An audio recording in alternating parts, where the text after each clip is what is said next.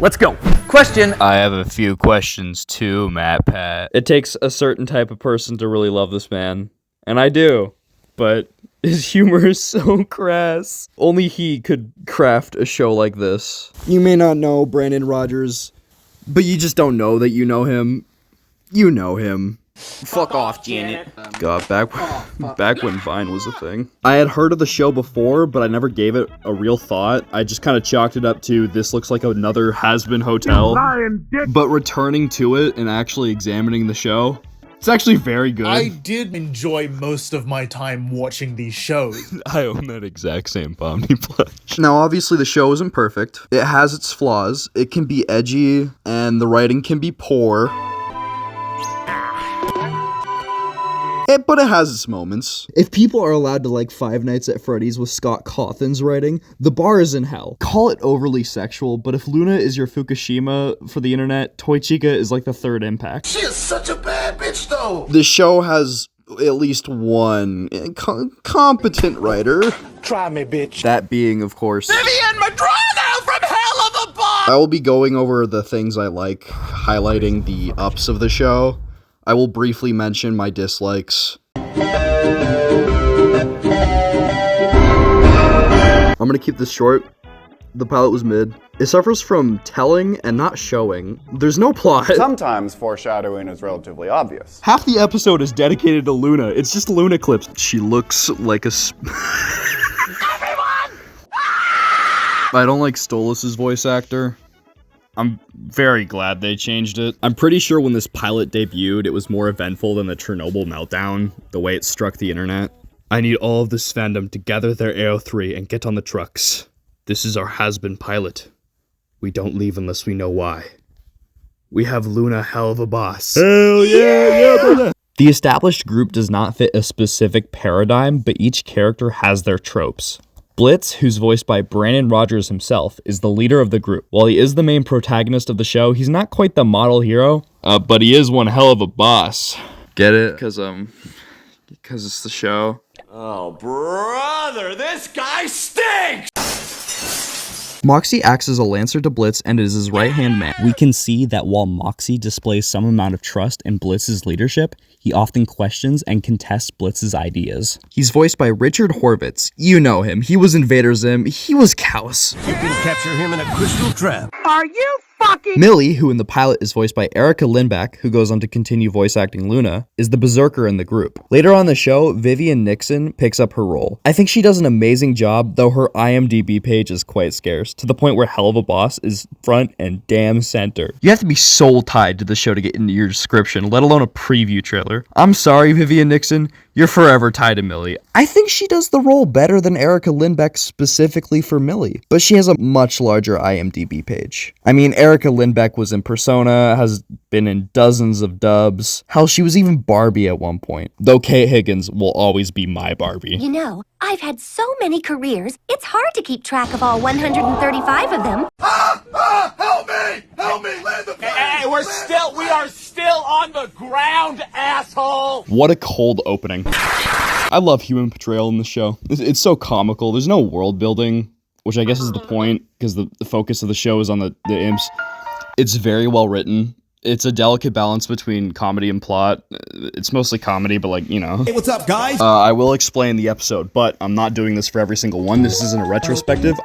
This episode is a monumental improvement from the pilot because it actually has a plot. It could have been the pilot. It explains the entire episodic plot structure. House MD had a pilot that did that. She also hates Jews. The bar is really low here. The gradual reveal that the family was evil was done expertly. Execution is 9/10 of a show. I love Moxie's moral dilemma and how even when doing the right thing, the police blow up the family. Blitz is kind of annoying. It gets better, but not that much better. Loo Loo Land, Loo Loo Land, along with the Loo Loo Land, Alright, it's time I talk about the music, because this is where the music begins. Not a strong start. Don't get me wrong, absolutely love the song.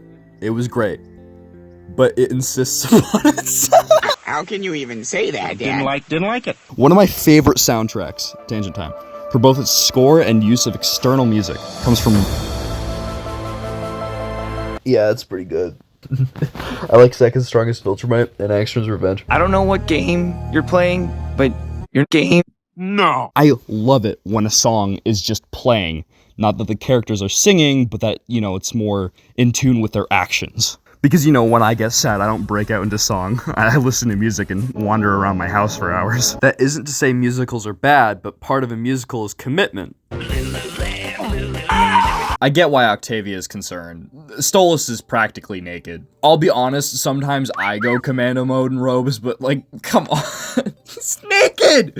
Put some clothes on! I don't mind the subplots for this episode, but for the 16 minutes of runtime, there is a lot to follow. Maybe I just took the stupid drug, but from the beginning, there's Stolas and Octavia, which is where the episode begins, and they have their own entire plot regarding their relationship. Blitz is having a Thrag v Battle Beast with a clown, and Eminem are just kind of doing their own thing. They're having fun. The comedy does work. I'm literally gonna be sick. Oh, crumbs, I knew today would be a lot. That was figurative, old man. Oh, right.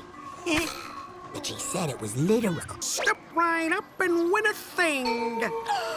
Oh, look, Moxie! A thing! Oh, you like that thing? Yes! I don't really know what that thing is, but I want that thing. I don't like Fizzarolli. This is gonna anger some people. I'm not trying to appeal to this fan base. You think people are better off without me? Why don't you go find out yourself? Send me a postcard. I changed my mind. I changed my mind. I actually really like him now. He's look at him. There's also mild tonal whiplash with the last scene where Octavia and Stolas are conversing within the Magic Funhouse. It happens right after a comedic moment with Blitz, Moxie, and Millie. It doesn't take away from the moment too much, but I feel like with some mild rearranging and a little bit of extra padding, this episode would be amazing. But as it stands, it's good. I say, get your inconvenient tortures here! Ow! I said ow! Is your final boarding call? Oh, Harry! Oh, no! Gary! I'm about to come! Veronica is so one-dimensional. She feels more like an obstacle than an antagonist. I just want her to be run over. In this car, or I'm ramming it into your living room! She's just a hater. She's like Lex Luthor, but at least Lex Luthor cared about humanity. I don't know what dog you're talking about. Ugly dog and cake. What did you say? Her only purpose is to hate Blitz and say things. Also, who needs enemies like Veronica when you have friends like him? I don't dislike this joke because of its subject matter. I dislike this joke because it's just... I didn't laugh. There's also something to be said about how Millie was made to move the van just so this joke could play out without her going AWOL. From a writing standpoint, that's smart. It's a smart thing to do to make sure the joke follows through, but it feels like they went out their way to do that. There's something about the animation in this episode that feels different. It's not worse, I even prefer it, but I think the best way to explain it is that it's just the most YouTube. I will not explain what I mean by this. I have no idea, just trust me. You can especially see it when Blitz spoon feeds the plot to the audience in his declaration of a challenge to Veronica. He looks like a shark.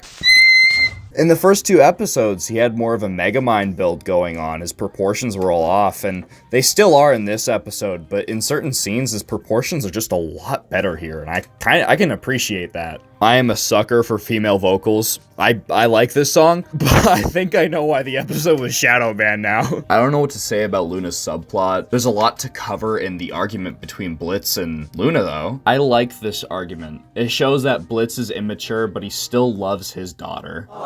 And it would be perfect had it not hard cut to Moxie being put through the ringer. Their argument begins, Luna snaps at Blitz, saying that she doesn't need him, and then it hard cuts to Moxie being abused. A human called me a possum. I am not a possum. It hard cuts back to the argument with the audio still bleeding through. Luna is apologizing for being impulsively harsh. Did they just sit there in silence? I get that they're trying to convey that the events are happening at the same time, but they could have, and hear me out, instead of hard cutting to Eminem, put it after the argument. Instead, there's just this tonal whiplash in the middle of this actually mildly emotional argument. I understand I'm nitpicking, but it's why I deem this episode the most YouTube. There's this easily avoidable tonal whiplash that prevents it from feeling like it's an actual TV episode because the structure is so jagged. There's this bump in the road in the middle of this episode and it distracts me so hard. Moxie should be dead. His blood alcohol concentration is probably like 0.50. Also, this has nothing to do with the series. Beer is disgusting. I can handle a Bud Light at worst. It's just so gross. I like multi-gas. We have so many. You don't want to be like this. Some people unironically. This is disgusting. Oh yeah, also there's a fish, but yeah, other than drunk Moxie, I don't really care about the rest of this episode. Man, I'm not like a homophobe or anything, but like you gotta stop. With all due respect, you really don't need to be a bitch about it. Brandon, stop! That's Bob Reynolds, that's the void! Oh my god! Oh, he's killing everyone! Oh my god! Is that a helicopter? What the fuck? Don't. Please don't. Sweet victory. This episode begins in a bed. You can see improvement in Bryce Pinkham's voice acting here. Looking at his IMDb page, he's only ever voiced in one other thing, The Wonderful Wingets. I didn't even bother looking into it despite its high rating. It looks like cartoon slop. He's the pig, by the way. He's pig! I hate to derail, but another note on Bryce Pinkham is he has an amazing singing voice. What perturbs me most is this man has 2 singing roles where he has a British accent. This isn't uncommon either. I've already mentioned House, and Hugh Laurie is the opposite of this. He's British, but he has the most convincing American accent for his role. With all that said, I sincerely hope this man gets more roles, both in live and voice acting. He's already proven to have a good range, which is why it's disappointing when his talent can be printed on a singular sheet of paper. Bryce, if you're watching that, you're not watching this, I want you to call John Krasinski right now and get a role in A Quiet Place Part 3. Is John Krasinski smart? No. All the characters feel mildly different in this episode, especially Moxie. You get to see his awkward side. Why is his bed full of knives? I get it, he's visiting in-laws, but he's high-roaded constantly, and he lacks that Lancer vibe, the trope, not the Deltarune character. Okay, but only because I'm back from Cash App. Millie is also different in that she reads Blitz and Stolas' relationship like an open book. She even rolls her eyes when Blitz is speaking to Stryker. It's a small touch, but upon rewatching, there's a lot of these small things that you can really appreciate from the series. In TV shows, I mostly cringe when a character I like or a character who's usually more confident acts nervous or awkward. I won't say it's out of character, but I find it much easier to process Moxie's subplot because of the comic relief Blitz provides. Unlike tonal whiplash, instead of subtracting by diverting the attention from the tense moments between Moxie and his in-laws to Blitz poking fun at Moxie, it provides relief. Comic relief, even. The in-laws are also kind of just evil. Luckily, they never show up again and have zero impact on the plot whatsoever. Speaking of, the in-laws and Millie have blemishes, along with Moxie having freckles. Blitz's design, which has a large white blemish across his body, which is reminiscent of conditions like vitiligo, are scarring from the circus fire, as seen in a flashback during episode 6 of season 2, oops. But what's strange is that this very important scar, both physical and emotional, looks like any other blemish on any other character. What's also perturbing is his younger designs. He's fully red top down. He doesn't have any freckles, unlike Moxie. So I just assume he was born with the cleanest skin known to imp kind, which makes sense because he was a performer. Knowing Vivian and her inconsistencies, my honest theory is that the early design of the imps had these blemishes incorporated. And to differentiate Blitz, his design took more inspiration from conditions that give more advanced blemishes / splotches. Side tangent aside, we're introduced to Stryker, who's voiced by Norman Reedus. I guess Death Stranding wasn't enough for this guy. Let's eat it. What? We can't eat it. It's a baby. Morty, what if it makes us run faster or jump higher? Okay, let's eat the baby. His delivery is a little off when he's first introduced, but I feel like he does the role well. The introductions feel a bit forced, but otherwise, in the second half of the episode, he does a decent job at portraying this character. Boss, huh? Yeah, well, so you're the bold imp that started his own killing biz. Yeah, well, when you're... Not many imps start businesses on their own. Yeah, well, when... That's pretty impressive, sir. In my honest opinion, I think Stryker should have been exclusive to this episode. It would say more about how just anyone can have a lot of character in Hell. A sort of, he's just an assassin, but he's a complex antagonist. Instead, he appears in 4 episodes. Not only is this counterproductive to his character in this episode, it also prevents opportunities for seeing different antagonists. An example of this is Crimson, Moxie's father, who could have been more fleshed out in Oops. Instead, Stryker takes the lead, and he doesn't receive a lot of character development. In Western Energy, the 4th episode of the 2nd season, his character even recedes, portraying him as narcissistic and ineffective, which just finally kills off the character for me. There's also this side plot about the games, and while Moxie did make it past red light, green light, he was not so lucky in the Pentalithon. Did you know this series has an underlying motif of systemic racism and classism, with Stolas representing the upper class, showing microaggressions to Imp Kind as well as Blitz? Yeah, me neither. I was too busy ignoring the toxic parts of their relationship. I'm Stolitz for life. Sweet Victory is Doo-Doo Bun's ass bad by itself, but also in context is really funny. Moxie returns to the house where he finds a weapon crafted by Carmilla Carmine's company. Now, I know you don't want to hear about Hazbin Hotel lore. Half because it's Hazbin Hotel, half because it's just plain bad. But I'm gonna give you a quick rundown. Watch your calories. Don't you tell me how many calories I need, bitch! Carmilla Carmine manufactures and distributes weapons made of angelic steel. In Hazbin Hotel, it's explained that this is the only material that's able to harm angels. The rocks seem to do the job just fine. This set off 2 boulders to fall towards him, crushing him instantly. And in Hell of a Boss, angelic steel serves a similar purpose, but instead it hurts demon royalty. Now, I could understand if the bullets were made of angelic steel. My wife paid you for this, Wouldn't a holy bullet have sufficed? That would make a lot more sense. But then why expend the extra, supposedly rare, expensive steel on engraving the gun? That's not to mention he also has a second backup gun with engravings at the end of the episode. It's a visual thing, sure, and the gun does look nice, but this could easily be solved with a knife. Just give Stryker a knife. You could have the fight take place backstage behind Stolas, who's oblivious to the whole thing. You see, I should write this show. That's how low the bar is. I'm more interested in this nitpicking than I am Stryker revealing himself as a villain, because I'm sorry, we all saw it coming. This is stupid. I want to talk about vaginas! Last nitpick. Why are there so many bear traps at the bottom of this basement? There's 2 possibilities. Either Stryker set up all these bear traps to ensure that upon landing in the basement, one of them would be snagged, which would be super unnecessary. You could achieve the same results with a bullet to, like, the leg. Or these bear traps were set up prior as an aesthetic thing. And I hate that these possibilities are equal.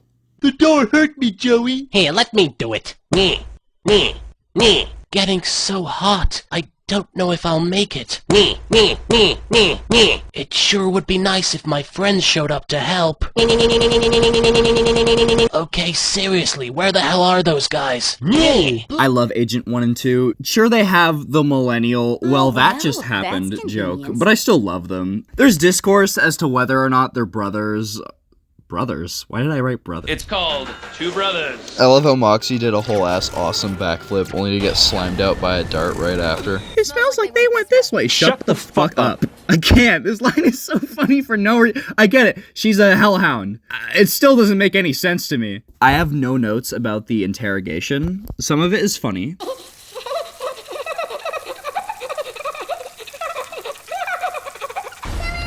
The real meat of the episode comes with the airborne truth serum. Oh, is that truth serum? You arrogant little asshole. This brings back the conversation of being compromised. And oh my god, they're high. These are the bad trip songs. And if I'm gonna be honest, I enjoy Moxie's verse more than Blitz, by a landslide. I do think Blitz has more to offer, more substance, especially with the full context of the show, but on first watch, Blitz's trip is vague at best. Yo guys, it's me, Charlie. Hey, did that guy just turn into Saiyan? Also, I don't know where else to put it, but if you watch normal British series, they throw a Blitz plushie at someone. Debbie! Give me something to throw. Debbie! Of course, like some weird shame in the shop beforehand, it's either wrapped in red cloth or it's just a different object entirely. She makes the best dinner. Of course, the plot was already lost when the 3-minute fight montage began. So, like, when Stolas appeared out of nowhere, I didn't even flinch. He has aura, but, like, at the same time, he has no aura. Dude, aura dichotomy. Both. How can it be both? It can't. It can't. But it is. It's paradoxical, and yet, it works. It wouldn't, no. Because it wouldn't be nearly as bad if he wasn't getting tongued down right after. Also, Luna has this weird-ass gun. I won't nitpick. I'm tired. I'm just gonna assume Carmilla did a bump before making this weapon. Now, my job dictates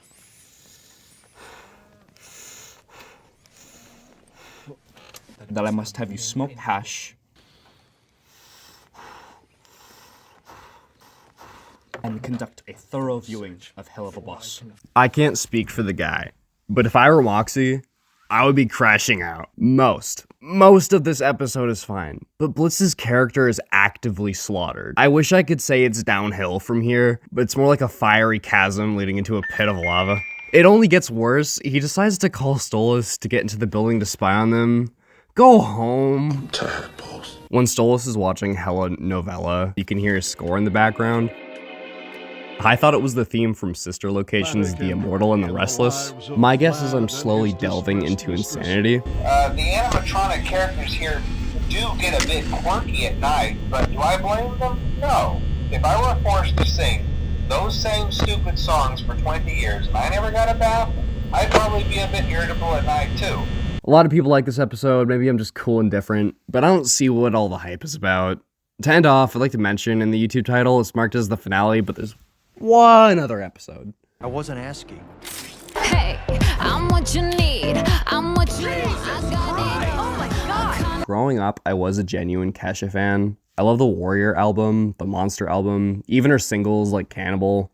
I know you've heard it 1,000 times before, but Cotton Candy just isn't it. Which is a shame too, because there's another song hidden deep within the soundtrack. I mean, it plays in the background and at the credits, but whatever. And that's Monsters Ball, which, and hot take, I think it's just better. With that being said, Queen Bee Beelzebub, I don't think that design's half bad. I get the argument that representing gluttony as a larger character might make more sense, but gluttony is indulgence, and the concept of her being a queen bee in terms of party culture makes a lot of sense. I hate to give points to the writing of all things, but I have to say the moment shared between Beelzebub and Luna is realistic and concerning. A lot of people misconstrued her as outgoing, but I see her for what she is. Of course, it's clear that all the sins require some form of indulgence in their sin to cultivate power. It's why she's so socially absorbent. Behind the jokes, this episode is actually sort of sad. Am I racist for thinking Tex reminds me of Cyborg?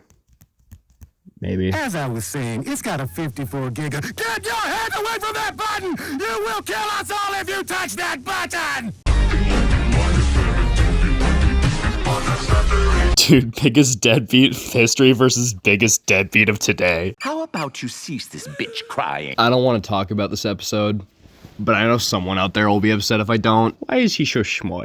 I'm glad we get to see the all-imp circus. I'm almost sad this backstory is oriented around Stolas more than it is around Blitz. Yes, it's sad that he accidentally slimed out his family, but without having seen any scenes of his mother, it's difficult to care all too much about the loss he experienced. Instead, this episode highlights how much of a bad person he is. By betraying Stolas for his father. Did they ever get that bigger tent? Enough criticism. This episode taught me about laminitis. Wormhorse is a goddamn liar, by the way. He did not lose his leg in the war. It was clearly stated that he lost his leg due to laminitis. Blitz might be a thief, damaging imp statistics of his already marginalized people, but I'm glad he at least had fun doing it. You'll hire me? Oh, how little you know, Tiny Stolas. I'm convinced Vivzy Pop knows nothing about drinking, because with how little body mass Stolas has, the amount of absinthe that he drank would kill someone 3 times his size.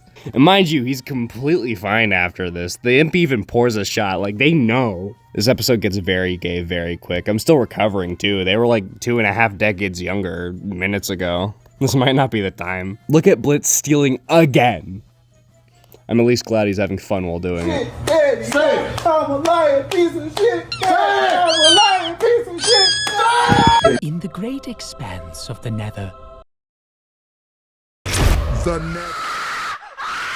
Finally, I get to talk about this episode. It is, in my honest opinion, that Seeing Stars is the single best episode in Helluva Glaze, full stop. Many will probably disagree, and it's not flawless, but I love this episode with all my heart, so I will be talking about it a lot. For starters, this episode sets up very good conflict. I'm not a huge fan on the episodic nature relying on the previous episode's divorce plotline, but I digress. We begin with Octavia. She's excited to see an event known as Azathoth's Tears. Interesting fun fact, for a series that's so far deeply rooted in Abrahamic and pagan texts, Azathoth is a fictional deity that comes from H.P. Lovecraft's Cthulhu mythos. Now, while some of his works date as early as the 19th century, H.P. Lovecraft, especially compared to concepts such as Beelzebub, is rather young, and his works are explicitly fictional. Though my honest theory is simply that Vivzi or another writer came upon the name, thought it was cool, and incorporated it into the work. I'm sure H.P. Lovecraft would be rolling in his grave, but if you know anything about him, or his cat, I'm sure you'd be more than happy to see him rage-baited by including his work in Helluva Glaze of all things. I'm not sure who has it worse. Sure, Octavia's father is being neglectful, but the phone carrier imp is being squished to all hell. This episode is one of my favorites for its balance of characters. If I'm correct, I'm sure it has an identical cast to Loo Loo Land, another excellent episode from earlier in the series, with a larger inclusion of Luna, that is. Moxie is so eager to deride in favoring of getting rid of Luna that he completely sells and doesn't notice Octavia sneaking in. I'm convinced that Luna is completely justified in ignoring her. Not that she was doing a good job in the first place. Of course, I can't even blame Moxie, because how does she guess Blitz's password? You can't make this shit up. How is his password 1234? It's a miracle that book had yet to be stolen by someone else. I'm glad there's an implication that Moxie thinks Blitz's dick is good.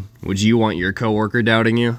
Hardly matters. Moxie got slimed out by the door. How is he still alive after everything he's been through? It's been 3 episodes since they've last gone to the human world. Sure, they're not here for their usual reasons, but I'm glad that beginning with this episode, things get back on track. For a moment, I was afraid the series was becoming Has-Been Hotel, but what really sets the show apart is honestly the missions themselves. I actually grew up watching Sailor Moon. I'm not afraid to admit that. I'd do a video on it if it weren't so incredibly long. The pacing for that series was so slow, but it's nice to see a reference in this show. Millie gets it. Yo, Moxie did the crouch.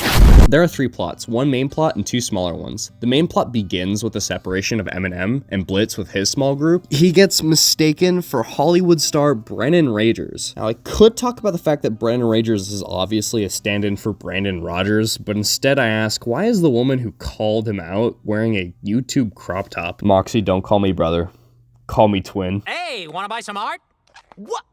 Yes! Blitz and Stolas get thrown into the back of the van, and I swear it felt like I was thrown in there too, with the amount of tonal whiplash I felt. Literally down to the goddamn music shift and the switch up to how moments ago Stolas was talking about some, oh, you are strong, to remembering his daughter exists. That has me reeling. Relax, I'll handle it. Minus the sometimes whiplash, with the scenes taking place in Starstruck Studios, this episode has an amazing balance of comedy and actual character commentary. Seeing Blitz nervous to perform is visceral and real. It's one of the few insecurities we see him have related to his past as opposed to his personality and treatment of others. And it's nice to see Stolas' support. This would have been a great episode to improve their relationship, but alas, doomed Yowie is forever doomed. In Instagram, Luna tagged Earthship, but didn't add Earth as a location. This is why all her posts have less than 30 likes. I'm fucking the dog. Back in the studio, the series does get tone right. They build it up, show a little bit of the past, use good transitions that display Blitz's emotions expertly. With the flashback, it's my thinking that he chose Luna because he saw himself in her. Luna is someone who wasn't chosen, someone who might have been misunderstood, and in the studio, that comes in the form of a possessive attitude towards the dog. While not the healthiest, it's less physical possession and probably more not wanting to let go because of love. It's also interesting to see Stolas' attention on Blitz, showing that he cares for him on an emotional level. In old Brandon fashion, this episode ends with touching notes. There's the conversation between Octavia and Luna, and it would be perfect had Luna not hit her father. Just hug your dad. An optimist would look at this and see that Blitz is not replacing Luna anytime soon. He may never have kids again. Made Moxie march only to pick him up anyhow. Where does your cruelty end? Stop chewing so fucking loud, bro. Leave that little guy alone. The fuck is you gonna do if I don't? You would not catch me being this mad over an ex. Someone take Moxie out of this household. I don't think he's safe. Fuck that. I don't want to be here anymore. Also, Moxie's face is killing me. Why is he low-key disgusted? I get these kids should not have seen that research, but what's with the amount of imp moms in hell? Especially walking by that place. My kind of street, genuinely. This is the episode we get introduced to Crimson. He's one of those Italian mob boss types. He's kind of the entire archetype. He has no personality. The only thing unique about him is he's homophobic. Whatever he has in homophobia, he makes up for his rotund behind. It's clear where Moxie gets the genetics from. You'd think Blitz would learn that it's typically villains who glaze him, but no. He's also not afraid to tell off Moxie in front of both Millie's family and his own. Like, what the fuck's wrong with him? Blitz is the only one in his right mind during this episode. He speaks for the people. Satan's ass crack! Enough with the wall shit! We have a door! Does he know about the DO, Ari? Huh? The door? Blah, blah, blah, Moxie backstory. Titanic reference caught me off guard. Blitz catching it caught me off guarder. The only interest I had in seeing this was how Moxie and Blitz met. Though I will say, prison introduction is a little lazy. I hope one day we get to see the prison break. Chaz is a friendless horsefucker. That's the one thing Crimson has said that I can stand by with, okay? A broken clock is right twice a day. You are a worthless, friendless, faggot-lipped little piece of shit. Seeing Moxie just lie down and take it has me all sorts of sad. This episode is a real jerk from the previous one. This series is all whiplash. Forcing him to marry Chaz is a really weird plot point. And honestly, Blitz is all the more of a hero for eventually exposing him. This episode's plot really is just lore dump on Moxie's past. Still, even then, very sad what happened to him. That's like Academy Award nominated sad. Man, I cried because of the story. I got allergies.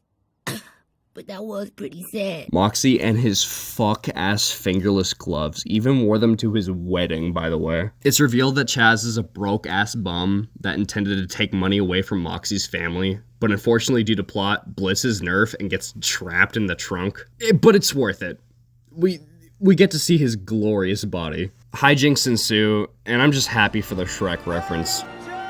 And seeing Millie save her boy wife is pretty cool. 10 out of 10. Okay, so the first night is never usually that bad in any of the games, so I'll play through. I'm not talking about this episode. Only interesting thing is Blitz's backstory. I do have one thing to say, though. It's too early for burgers, you maniac. Burger time! Okay, actually, before we go, Stolas is the GOAT here, and I'm glad we get to see him being intelligent, which honestly, rare sight. I get it. He's the gay twink whose character was ruined. But seeing him acting as the MVP, reading paperwork of all things, was a nice addition to his character. This will be fun. I love words. I love you, Stolas. Never change. I'm not going to be covering the majority of this episode, but I will say I love Agent 1 and 2, and I love that they beat the shit out of those cheer-ups. Instead, I'll just play some moments I found funny. Harp shooting there, Mox. Pro as usual. You sure seem in good spirits today, sir. It's rare to see you wear something not bad. Well, it's the... First of all, fuck you. Point being, tonight I feel like I could use a little fuckery. Guess I finally got to do position 37 tonight. Don't worry, though. This book ain't going nowhere if I have anything to... Well, once we work out all the kinks, yeah. You come to America looking like that, I will fuck the shit out of you. That's not even a... Welcome to hell, bitch!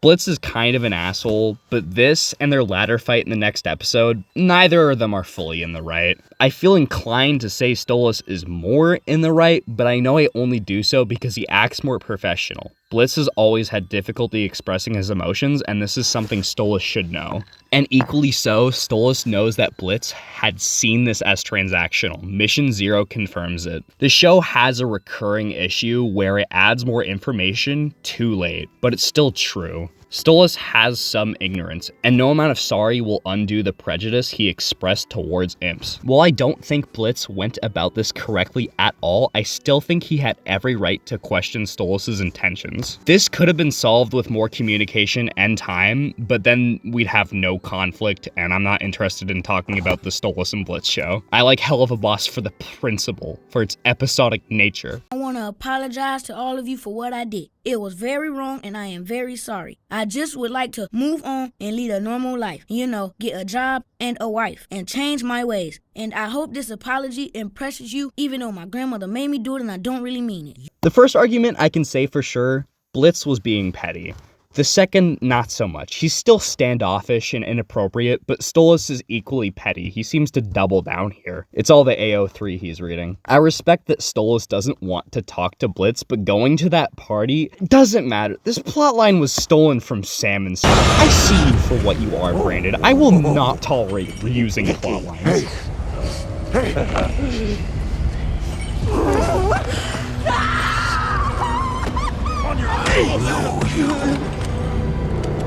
Also, Stolas, you totally knew you were trying to be assassinated. Don't even pretend. Glad we got to see Martha again. Eureka. We're looking for Yuri? Anyway, plot ensues. The conversation with Verosika is nice. I can't imagine that Blitz doesn't deserve this. Because, well, if you can be that bad as to have a whole party in the name of hatred against your name, you must have done something. Tex is here too, I guess. Hi, Tex. Adios, nuclear reactor! I know you. I never forget the smell. What is that? Stop. What are you doing? I'm scared. I'm sure nothing will go wrong in this episode. I mean, How much trouble can a hotel be? oh shit, the hotel's haunted. Look, Moxie, don't call me clone. Call me clone. Stay back! God damn it, I will Neat teach you. detail, the different ghostly forms of Millie are each representing a way she could have died. You've heard this fun fact before, but I've got an idea. What kind of Millie is this? This is a rope Millie for when the southern lady tied her to the post. What kind of Millie is this? This is green burnt Millie for the fire in Loo Loo Land. Very hot, do not touch. What kind of fucking Millie is this? This is blue Millie. She is drowned from the water in Spring Broken. What kind of Millie is this? This is an arrow Millie, murdered by the sea tuva. Do not touch. Very sharp. What kind of Millie is this? This is broken arm Millie. Her arm is broken because Sneak Man broke it. We got flung into backstory way too quick. I'm still recovering from fun facts. Moxie has a purple tie. Purple guy! Moxie looking at them eels. He loves them. You know what? He may be immature, but there's something to be said about how Blitz doesn't quit. He stands up for his pride, hence why he made it into that ring. It's nice to be able to see that with the start of IMP, however brief it is. It gets the job done in displaying what's needed. Sir, settle down. That wasn't him. We don't know who wanted Stolas dead, but it wasn't Blitz. I got the rope right here. I don't care what anyone says about Androlphus. He wants to fuck Stella. I don't care about some peacocks. He doesn't even have that many feathers and he's blue. Why are you blue? Blitz is so unserious. I love him. Sure hope he doesn't get arrested or anything. Blitz is in his office hiring interns. Oh shit, he's getting arrested. Police brutality coming up.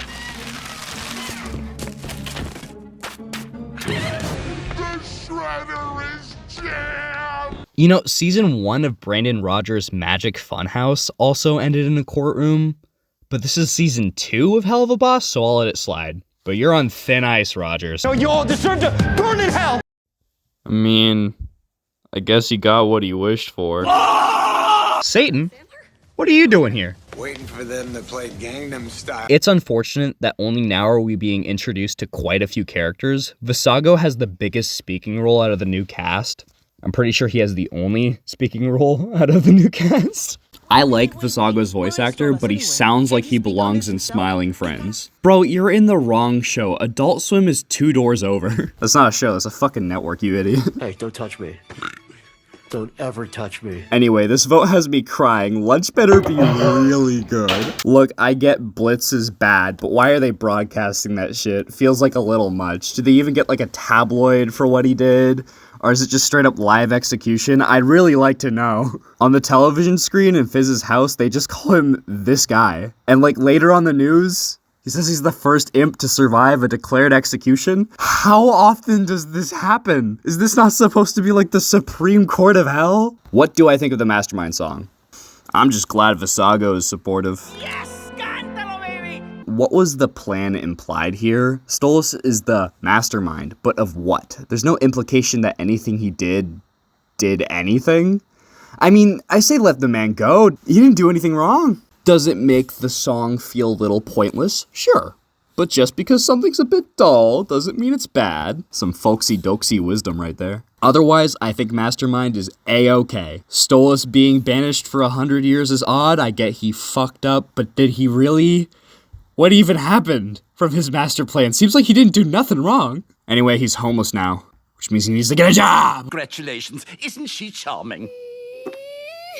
Other than the cannibalism, I actually decided to do research for some reason. Blitz must be quite poor. Fresh kale salads aren't usually cheap. Assuming they're bought not as kits but created at home, they're a maximum of $4 USD per serving. It's probably the cheapest thing, though I can't say definitively since Firecoy is a creation of the show, so its pricing would have to be defined by lore unseen. Of course, it's safe to assume that cuts of fish are probably more expensive than kale, and given that it's perceived as part of a royal's diet in the context of the scene, it's probably... I have concluded that Stolas' diet consists of cereal because he is depressed. Skip, but when does this game get fucking good?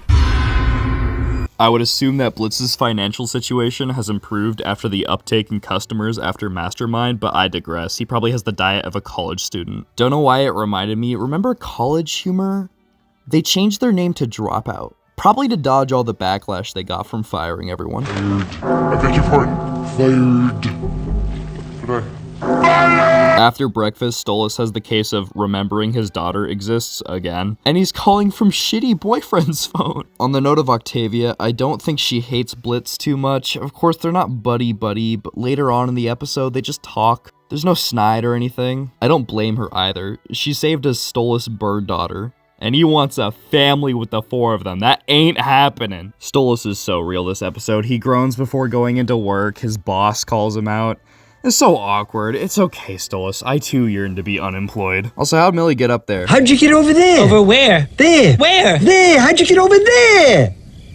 Octavia's song is okay. I hate that they lost the accent. I would have preferred it, but I'm not about to ask the voice actor to go above and beyond and attempt to change her singing accent. The subject matter is eh. I get her side of the story, but also, I'm just gonna call her homophobic. Homophobic bastard. I don't know. It's hard to relate to Octavia. Sure, her father is neglectful, but we've never seen a good interaction between her and Stella. It's not that hard. Just have them go to the mall together or something. You are one hot 16-year-old. What? Nice of Octavia to want to bring back her father's antidepressants to his work. I sure hope she doesn't go back on this kind gesture. By no means are they bad, but the fight scenes in Helluva Boss were never a strong suit for me. They can add context such as Blitz saving Stolas, which is nice, but beyond the skirmishes that happen with missions, I couldn't care less about Androlphus' Hydra, mostly due to the lack of stakes at hand. I'll eat my hat if they ever kill a main character in the Helluverse. The scene with Octavia and Stolas really sets this precedent in my mind. There is infinitely more emotion in the anguish Stolas has to losing his daughter than there was during that skirmish, and my goodness does it sting. I would talk about them dancing, but what's going on in the sky? Why is the SpongeBob orb there? You're gonna be just...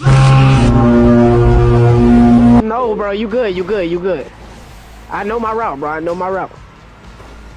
Hey, look like you about to take us to find the Moose Man. Who the hell is the Moose Man? Mission 0 is a vast improvement in terms of a pilot. It gives exposition on the marginalization of imps, it provides context on the transactional nature of Stolas and Blitz's relationship, and shows each of the imp members' personalities via hypothetical approaches to a given mission. That's it, there really isn't much to say. Yes, towards the beginning of the series, there were flaws, but even when looking for them in this pilot, I couldn't really find anything worthy of criticizing. What else is there to say? It's Millie time! Here's some clips I found funny. Roll the clip. Blitz! I'm not a fucking kid, asshole. Oh, hey, bleepy! They see now see what you've done? She learned that from you! Aren't you supposed to be manning the phone? Or something? Aren't you supposed to not be gay or something? Hey, don't listen to the hellhound, hun. You're plenty not gay enough for me. Thanks, honey. Wait, what? This video has been going on for way too long. We're gonna quick fire through the shorts, lightning round. Right off the bat, Mr. Wrigglers reminds me of the art teacher from the Boondocks. And then that clip of him pulling out the gun while drifting in a car comes to my mind and I laugh internally. Yes, I know that Mr. Wrigglers is based off of Mr. Rogers and Ned Flanders, I don't care. I'm so glad that Luna gets some personality in a short. It's by no means an episode, but I'll take what I can get with Luna. Also not really on topic, but the animation of her human form is 10 out of 10. Also, holy shit, King of the Hill reference. Oh my god, Daddy will fix this! I didn't say a lot about Sally Mae in Harvest Moon Festival because she had such a small role and she disrespected my goat Moxie, but I like her in the short. I think she's cool. And her letting out an accidental comment, so real. She's bad as hell, I don't know. Wow! I think Moxie is right. Blitz is overreacting. I have to get there!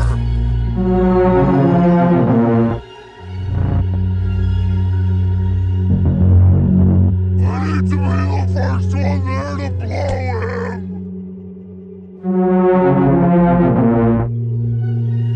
That's all of them. That's Helluva Boss. Final thoughts? It's entertaining. There's enjoyable and unenjoyable, so I don't care. Helluva Boss is good in my book. That's it. That's all I had to say. What, you still here? Hold on, let me get the... Run the clip!